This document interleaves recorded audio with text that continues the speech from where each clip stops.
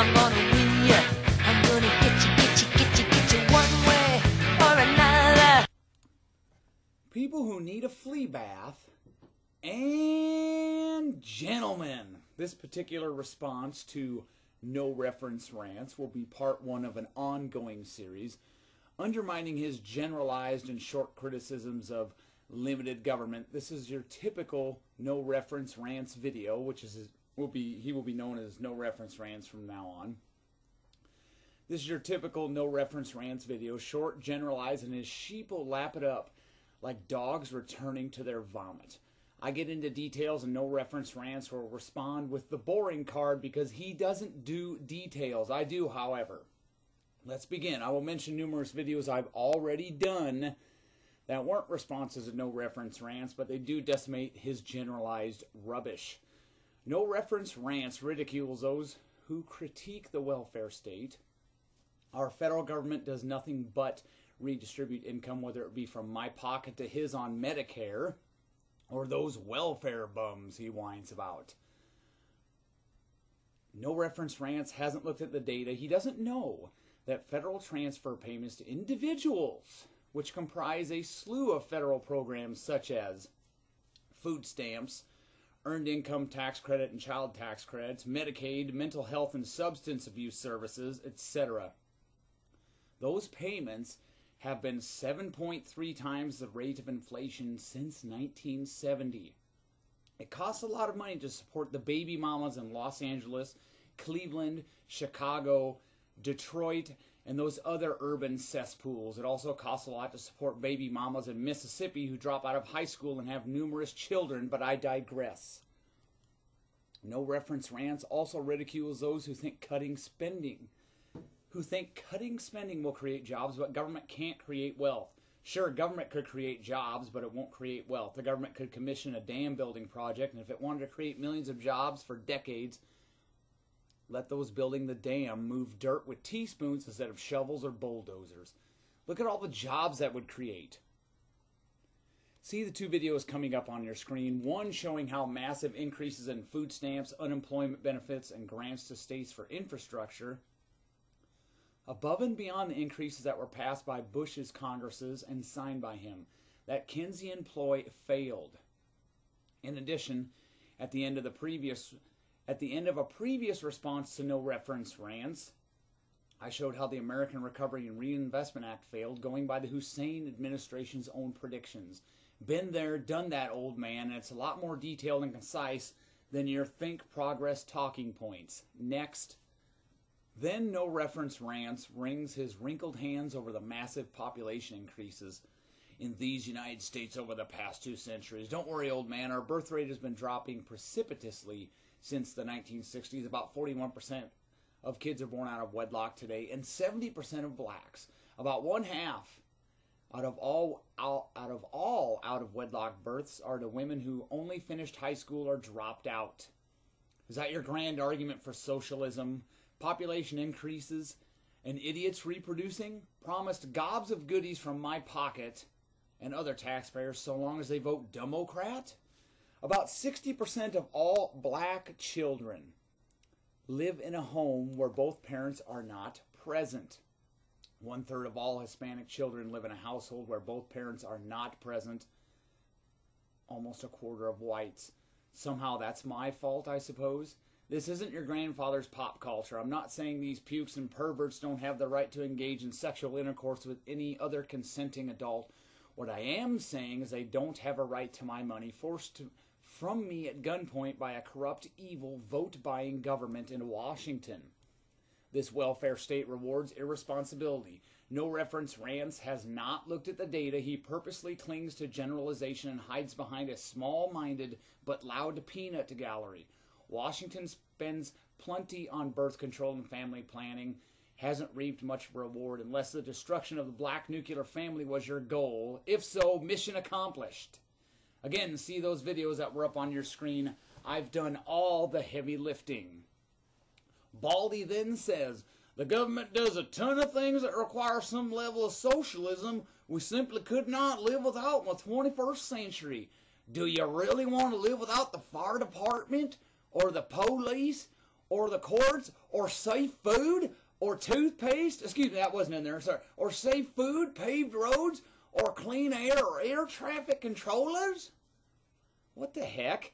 Yes, prior to the 20th century, there were no authorities to deal with murder. It was basically allowed until the modern age of technology came upon us. There were no courts in 1792, shortly after the Bill of Rights was ensconced in American culture, despite the Constitution making it very clear that there were, idiot. Pertaining to the police, when I shoot someone trying to break into my house, the federal government doesn't send a lackey over to clean up the mess. It's the county coroner and county sheriff.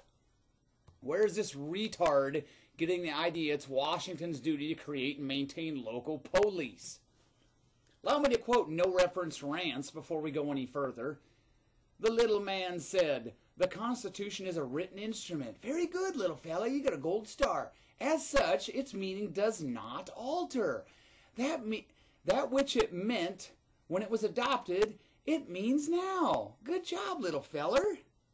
Well, you're not totally stupid. I mean, you're still an idiot, but, you know, there is a little hope. There's a synapse, some synapsal activity going on in that little head of yours. No Reference Rants is correct about the Constitution, but reveals a stunning ignorance of it. The Constitution actually condones federal government involvement in post roads, including the interstate highway system. The fact that you lumped paved roads in with asking rhetorically if we could live without the courts or local fire department tells me you didn't know that. You might actually want to read the Constitution, little feller.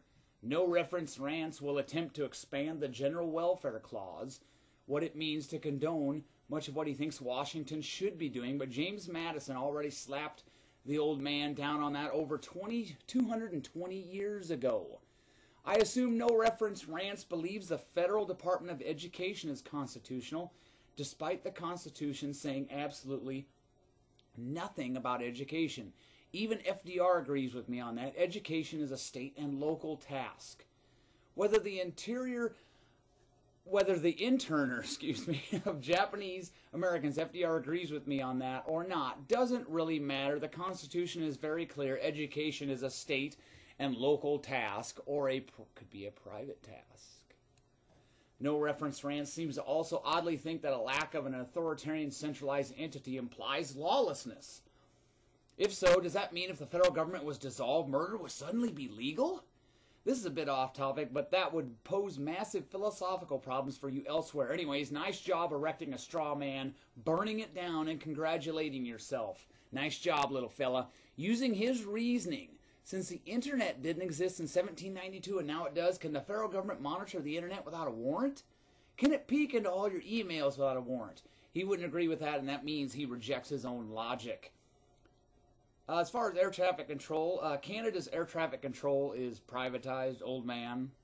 It's run by a non-profit, a non-government non-profit. You didn't know that? Stunning but not surprising. Ignorance from a man who uses obscure blogs and Wikipedia for most of his information. In a later video in this series of slapdowns, I will include a section on air traffic control in the FAA, which he won't be able to answer. We'll see how he does. I think this is a good time to quote Bastiat's evaluation of government and government employees, as it seems No Reference Rants gullibly believes that as soon as someone dons a bureaucratic uniform, they become as pure as the wind-driven snow. These two quotes would probably rank high on anyone's list of quotes uttered from mortal men, and it describes No Reference Rants to a T. Quote, socialism, like the ancient ideas from which it springs, confuses the distinction between government and society.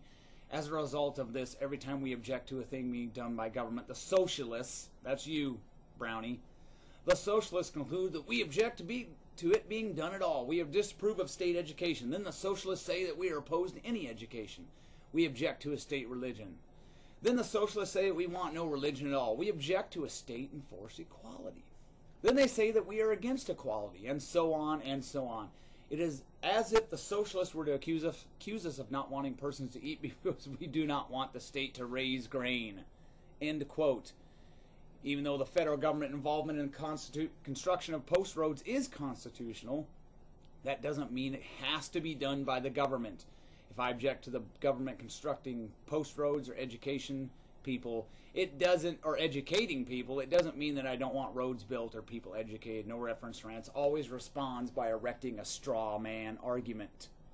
Quote, if the natural tendencies of mankind are so bad that it is not safe to permit people to be free, like choose my own type of retirement, my own health care. Oh. But you want people to be able to smoke cannabis, which I agree with if they want to, but you don't want me to be able to, you want single-payer health care, okay? So that makes you an authoritarian, yes.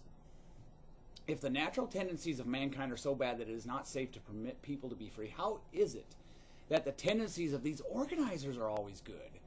Do not the legislators and their appointed agents also belong to the human race? Or do they believe that they themselves are made of a finer clay than the rest of mankind? End quote. No Reference Rants them blathers.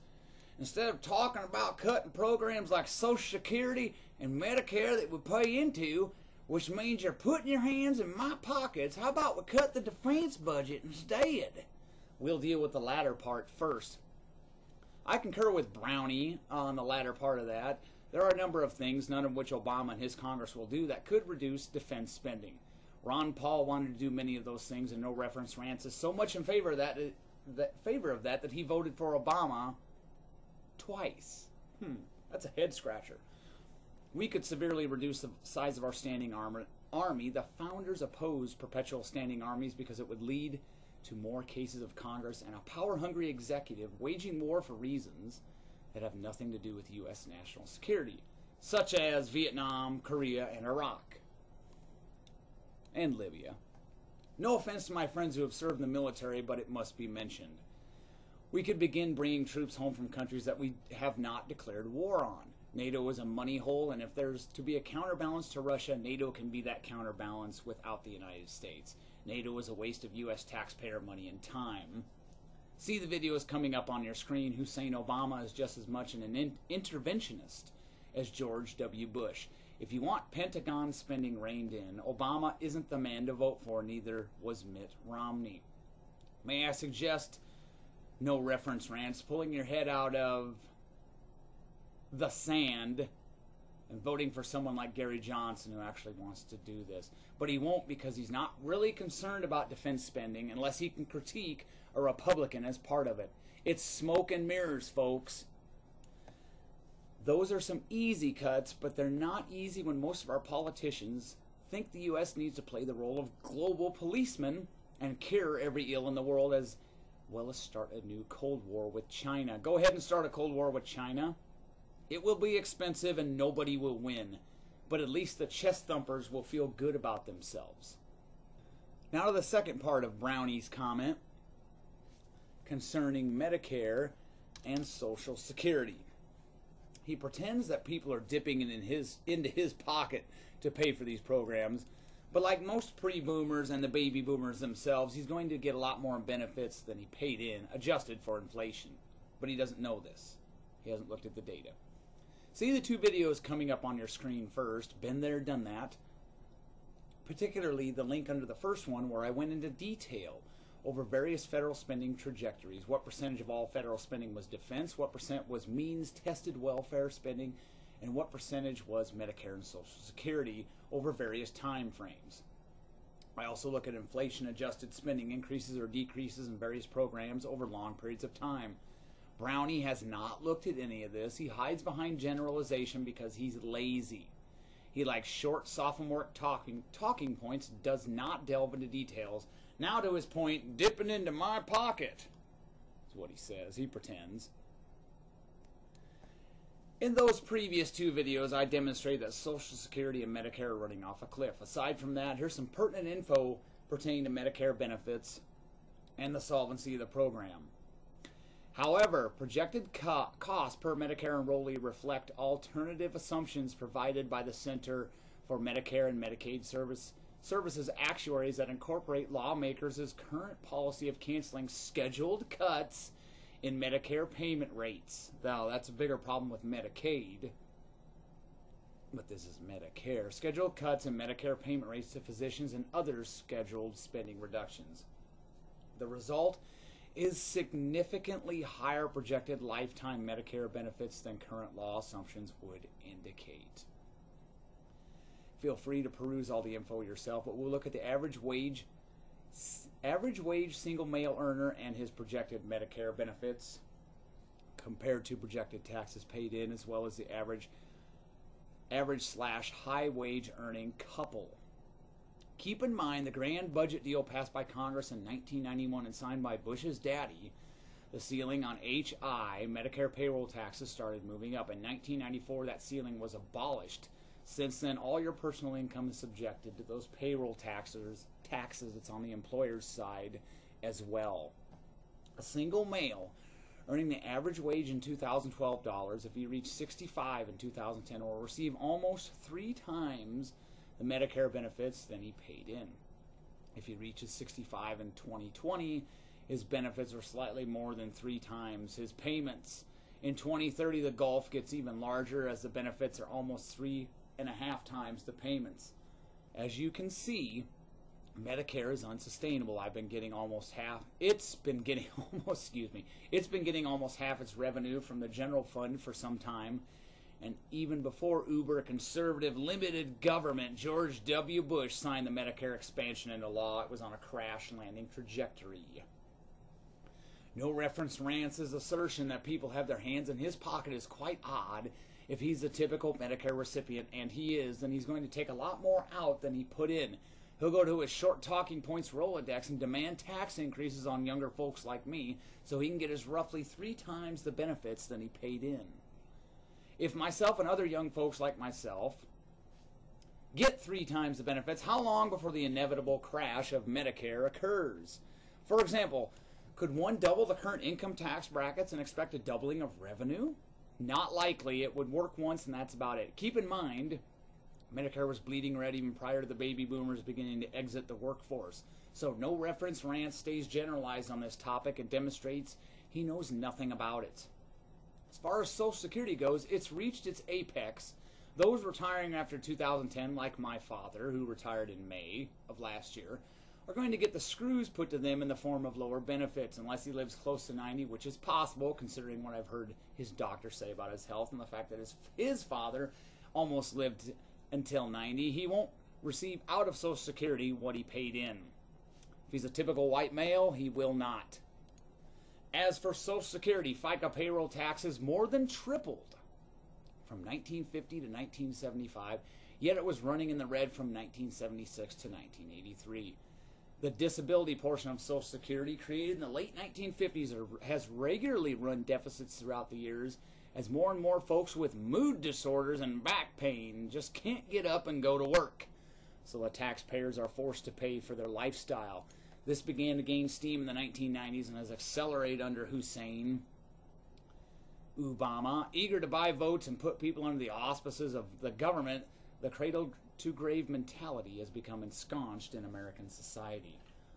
I do concur there are millions of mentally ill progressives who need medication, but they don't need my tax money so they can sit around on internet forums all day whining about the rich not paying enough in taxes.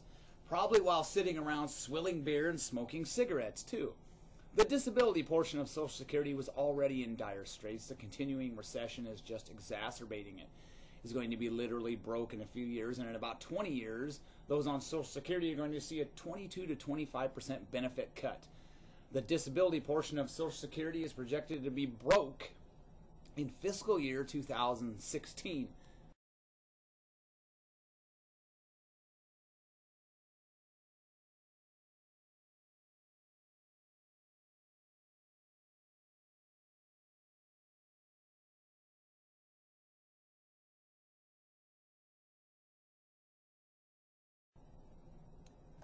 Social Security is also suffering from a lack of employees, enough employees to support these retirees. The rising disability rolls are contributing to this. As you can see, it didn't take long for the employee-retiree ratio to crater, going below 8 employees per retiree, then below 5 to 1, and then less than 4 to 1, even when all the boomers were in the workforce, at least the ones that didn't drop out due to a bad back or being bipolar. As of now, the ratio is less than 3 to 1, and it's not going to get any better in the foreseeable future when one factors in the millions under 50 who are already out of the workforce and the boomers filing out, we're going to see a ratio of less than 2 to 1 in about 10 to 15 years. This will not end well. I can guarantee that. If one wants to read up on the demographics of those on disability, the reasons why, and the millions and millions on it for mood disorders and musculoskeletal problems, see the video on your screen where I have corrected a janitor named McCanus through X on that issue. I've done the research on this. They have not. In conclusion for that section, no reference rants summed up a complex subject in mere seconds. It's much more complicated than that. But he's not too bright, and he's lazy, a bad combination. That concludes this particular reply. I will add several more in the near future that focus on specific big government failures, none of which No Reference Rants is familiar with, because he gets all his info from the antique media and Think Progress. He's neither a maverick nor a visionary. He's just a regurgitator. Don't thank me now for correcting you.